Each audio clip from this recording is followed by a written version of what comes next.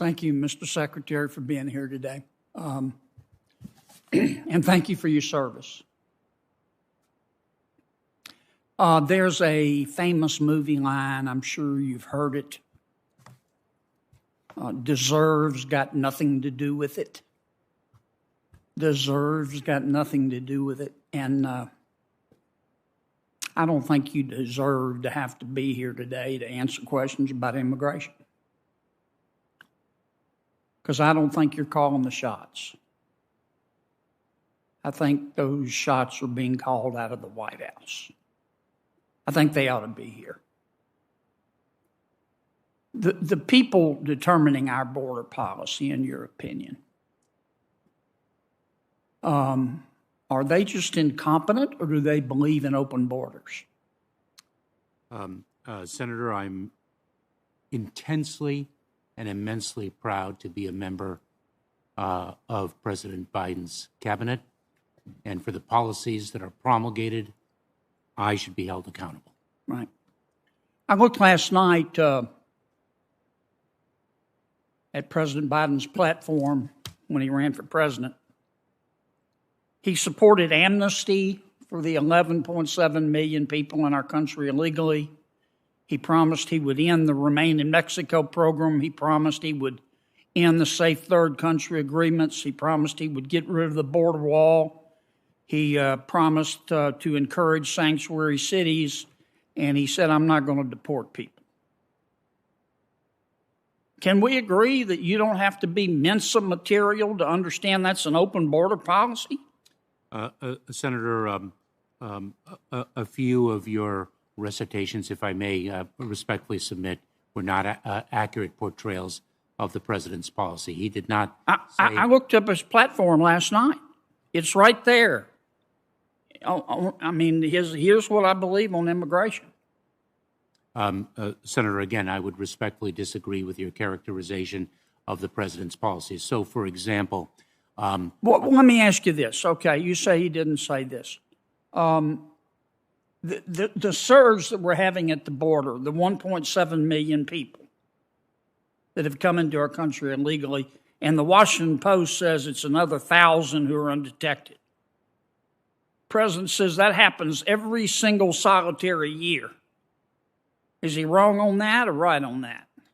Senator, we encounter many, many people at the border every year. The number that we have encountered of different individuals this year is at a historic level. It's like the highest in 60 years, right? As I mentioned earlier, I'm not familiar with the time frame, but it is certainly a historically high number, Senator. Okay.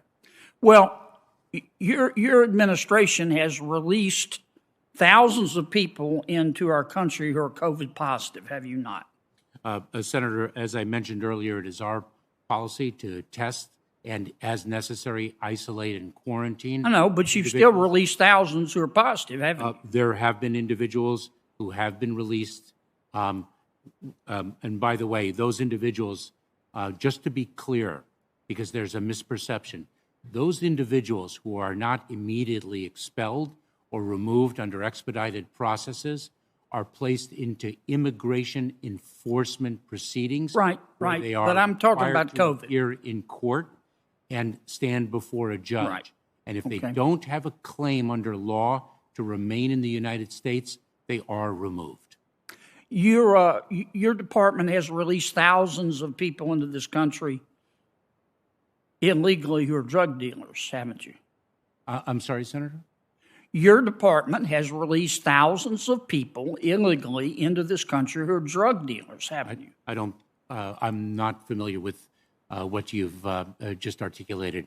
It is our policy that if an individual is a drug dealer and we encounter and apprehend that individual at the border, and the individual poses a public safety threat, and there are not conditions that are available to us to ensure the safety of the American But how do you know if 1,000 a day, according to the Washington Post, are coming in undetected? If I may, just to finish my statement, I'm sorry.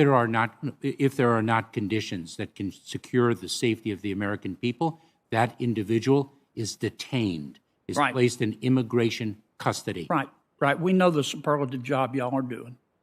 Your department has released thousands of people into this country illegally who have criminal records, haven't you? Senator, individuals who are apprehended at the border are subject to a number of different paths. They can be expelled under Title 42 of the U.S. Code under the CDC's Public Health Authority. They can be placed into expedited Mr. Secretary, I've got limited time, and I understand the procedure. I know, but I'm just trying to get you to answer my questions. Your administration, the Biden administration, has released into our country people coming across the border, thousands of them, who have criminal records. Isn't that the case? Senator, I'm not aware of thousands of individuals with criminal records who are released into the interior of the United States. All right, let me try another one. Who are not Your department has released into our country thousands of people who have promptly gone on welfare. Isn't that the case? I don't believe that individuals who are unlawfully present in the United States qualify for welfare, but that is something that I'm happy to follow. You ever been to California? I grew up for most of my life in California. Okay, check their rolls. I wasn't born in this country. Yes, sir, I know.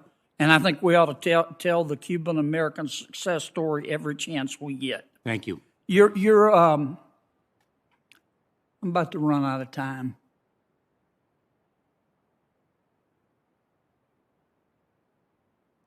Our Vice President Harris, our border czar, what kind of grade would you give her?